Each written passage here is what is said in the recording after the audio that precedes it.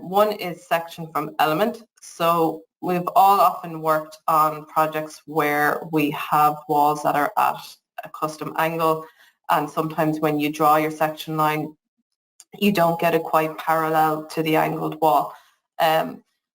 This quick section from element here will allow you to simply click on your angled wall, click to the side of the wall that you want to place your section line on, and your section line will automatically appear, and it's 100% parallel to your object. So that's a really handy tool to be aware of.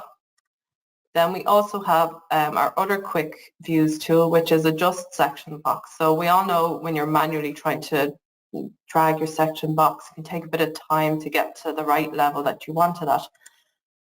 Adjust section box will allow you to, you can go by floor level. If you have scope boxes already put in your model, you can simply crop your model down, your 3D view down by your scope box. And you can see how quick that is changing on my screen in the background. It's literally as I click on it.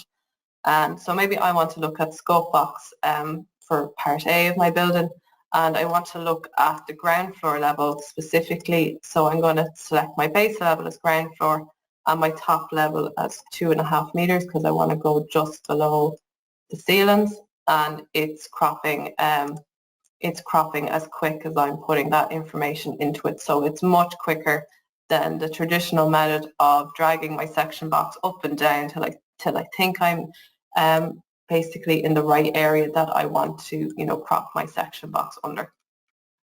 So they're two really quick views to just speed up simple things like making section lines, just dragging your section box down so you can see an area really quickly. So it just makes it really, really fast.